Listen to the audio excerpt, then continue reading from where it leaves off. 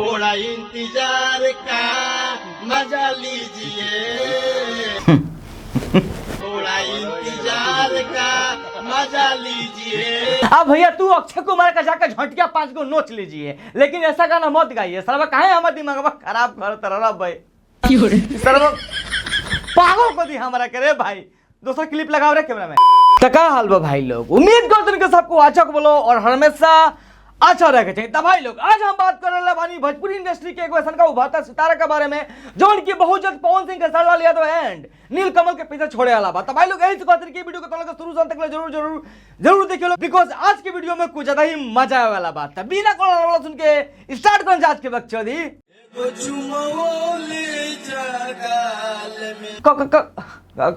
कौन सी मिले जा ओ गाल में, हम तो जानी है कि लाड़ अब मतलब गाल। अरे सरवा अरे कुछ में ले जा, लेकिन ले जा कैमरा में दूसरा वीडियो लगाओ तो। बस बस बस भैया जी बस, तू रहे तो हम लेके चाहती हूँ कि हमारा साथ साथ हमारे सब ऑडियंस के भी कान में से खून निकलो ना। मतलब इतना खराब केहू गावेला सरवा, एक से तो बढ़िया सुअर गा दिली सर। वाह अरे सरवा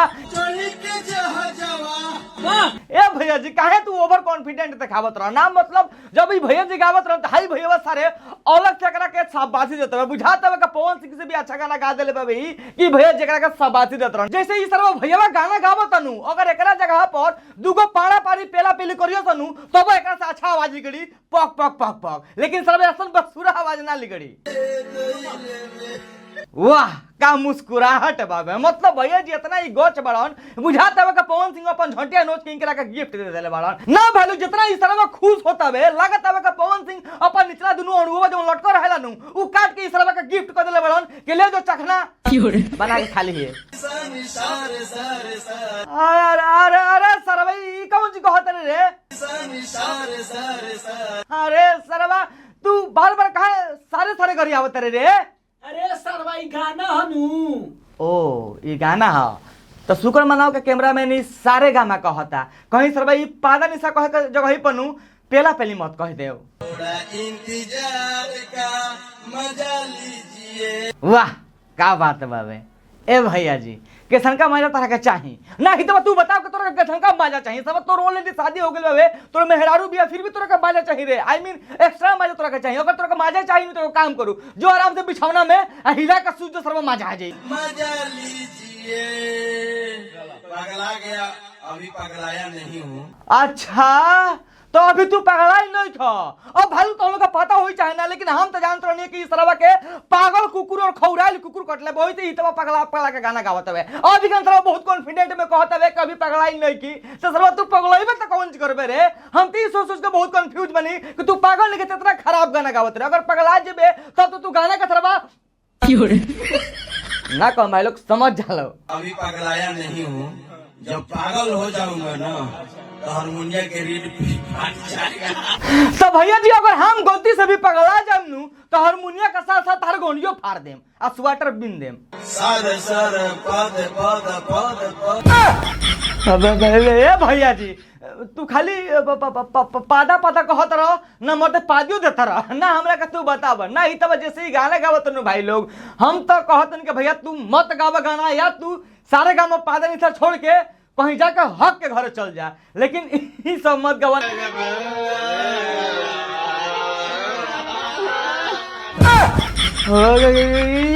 कौन सी हरे सारे भैया बा कहे ऐसे करत रहो भैया? मिर्गी उर्गी के बीमारी बका तो के ना सलवा का देखो तो कैसे छपिटा तब लगता सलवा का मिर्गी और दामा के अटैक एक ही बार पड़ल बाबे। अरे हितावा भाई तो हम लोग का मनोबल हो चाहे ना, लेकिन आदमी जबे ऐसा का करला नु आई मीन मतलब आदमी तबे ऐसा का करला हरकत जब आदमी किया तो मिर्गी उपटेला आ नहीं तो घरे उसलवा कोनो मर गए रहेला सन, नहीं तो ऐसे केहू ना करी जल्दी। थोड़ा इंतजार का मजा लीजिए, थोड़ा इंतजार का मजा लीजिए। अब भैया तू अक्षय कुमार का जाकर झंटिया 5 को नोच लीजिए, लेकिन ऐसा गाना मत गाइए। सरवा काहे हमारे दिमाग खराब कर तरह भाई, सरवा पागल को दी हमारा करे भाई। दूसरा क्लिप लगाओ रे कैमरा में। मजा लीजिए, अब कुछ देर में हारमोनिया फाटी। ठीक करा 5 मिनट बाद तारा गोनियो फाटी। तोड़ लू जान अपना राजा जी के दिलवा काहे तोड़ लू जान। वाह वाह काट सलवा सुर बाबे भैया जी आवा या के नोचला 5 गो।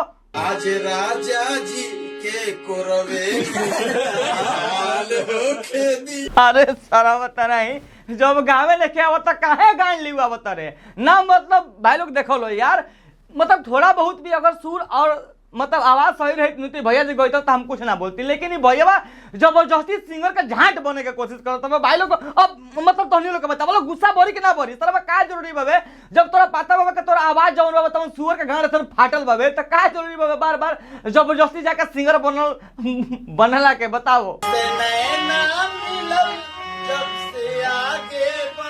वाह का गाना बाबा ना, मतलब भैया जी का सुर तनी ताल सुन लो ही तबे इतना खराब गावत है, इतना खराब गावत है कि अगर पीछे वाला आदमी भी देख के हंसत है कि सरवा कौन चूतिया के अपन स्टूडियो मान के हम गाना गावत नहीं। और सरवा ये कौन गाना है रे नौतर कौन गाना इलाका कैमरामैन ना रे उहे पुरानका गाना ह ई सारवा नु खराब करता।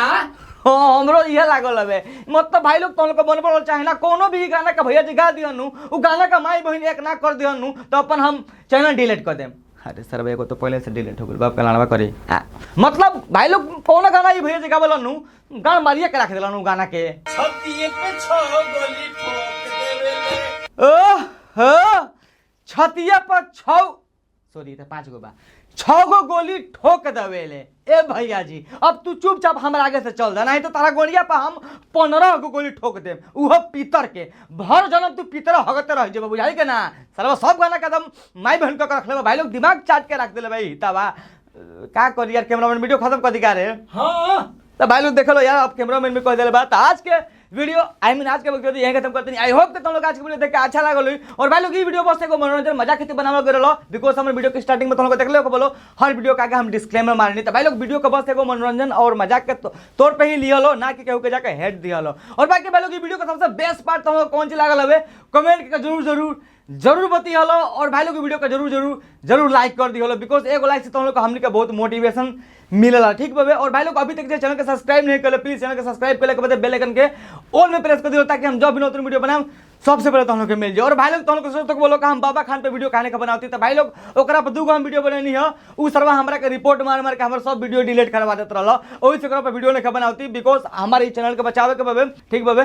तो बस भाई लोग ये कहल चाहते कि पहले जगह सपोर्ट करते रहो वैसे तुम लोग के ई बार भी हमरा सपोर्ट कर लो और इस चैनल के ज्यादा से ज्यादा सब्सक्राइब कर लो प्लीज। लास्ट टाइम और कहते नहीं सब्सक्राइब के लिए चैनल का मत भूलिए लो मिल जुल से नेक्स्ट वीडियो में तब तक के लिए बाय।